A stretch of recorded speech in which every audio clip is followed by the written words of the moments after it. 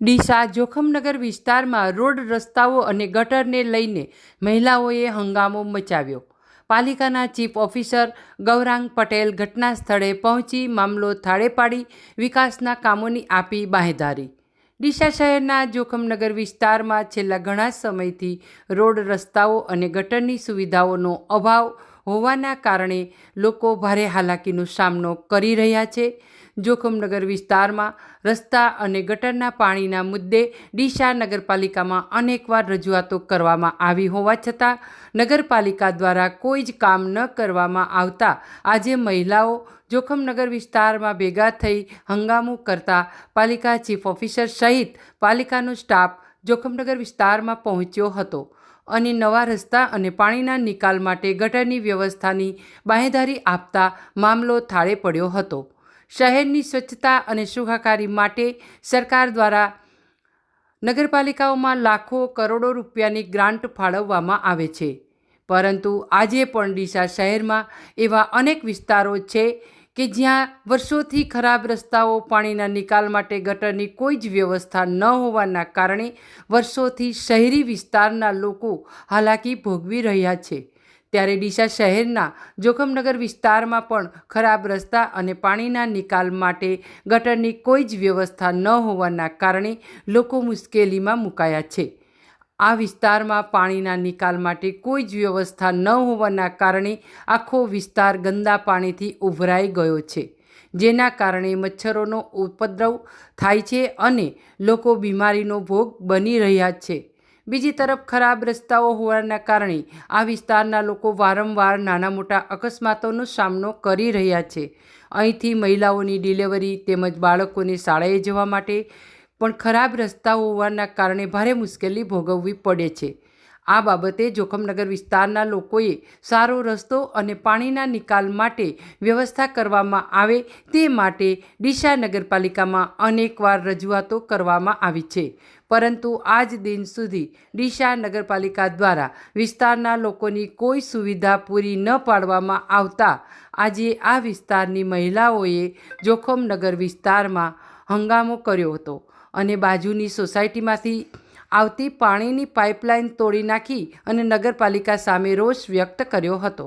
મહિલાઓએ નગરપાલિકા વિરુદ્ધ સૂત્રોચ્ચાર કરી પાલિકા દ્વારા તાત્કાલિક ધોરણે આ વિસ્તારના લોકોને સારા રસ્તાઓ અને પાણીના નિકાલ માટે કાયમી વ્યવસ્થા કરવામાં આવે તેવી માંગ કરી છે।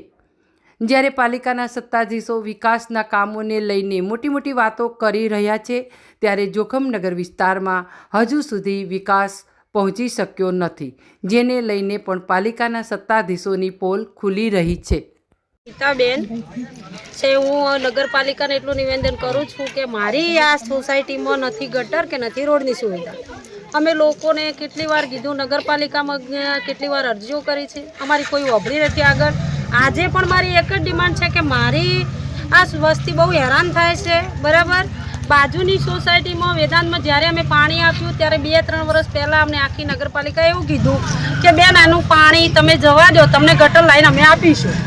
આજે અમારી નથી ગટર થતી કે નથી રોડ થતો। આજે અમે ગટર લાઈનની માંગ કરી એટલે આજે ભાઈ અમારા વિરોધમાં આવી ગયા, બરાબર। હવે અમે બસ એટલું જ કહેવા માગું છું કે મારે મારી જગ્યા ઉપર રોડ જોઈએ અને ગટર જોઈએ। પહેલાં ગટર આવશે તો રોડનો મને વધો નથી, બરાબર। છતાં હું એટલું કહું છું, જો આજે 25-50 મહિલાઓ ભેગી થઈ છે, કાલે આખું જોખમનગર ઉશ્કેરાઈ નગરપાલિકા આગળ આવશે અને આ જોડીને પૂછું કે મારી ડિમાન્ડ પૂરી કરો, મારી સોસાયટીને રોડ ને ગટરની વ્યવસ્થા કરી આપો। મારી મધ્ય વર્ગની વસ્તી છે, મજૂરિયા લોકો છે, આ લોકો જોડે રૂપિયા નથી, આ લોકો જવું આપવું ઘંટા માવતરાને ઘેર મૂકીને જઈ આવું જવું હોય, પગ લપસો ના પડ્યા ખાડામાં હર વખતે કોઈ વાતની સુવિધા નથી। એટલે સાહેબ હું મહેરબાની કરી હાથ જોડીને તમને કહું છું કે મને એક જ ગટરનો નિકાલ કરી આપો, બાકી રોડ તો પછી થવાનો જ છે। પાલિકામાં અમે હાથ જોડીને કહેશે કે અમારે રોડ અને ગટર લાઈન જોવે અને અમારે કોઈ અમારે પગમ હેડી નહીં કહેતા તો કોઈ રિક્ષા આવવા હોય મંજૂર નથી કે અમે 200 રૂપિયા ભાડું લેશે તો અમારે રિક્ષા છે, છોકરા વહેલા મળે, કોઈ ડિલિવરીનો કેસ છે, અમારે રોડ ઉતી ચમચમ પકાવવાનું કહો હેડો તમે। નગરપાલિકામાં અમે રજૂઆત કરી હતી એટલે વોટ લેવા માટે અમારી મિટિંગો કરી, વોટ લી અને પછી કોઈ એનું નામ તો કશું બનાવતા નહીં. ઓકે, તમારું નામ? મારું નામ કોંતાબેન.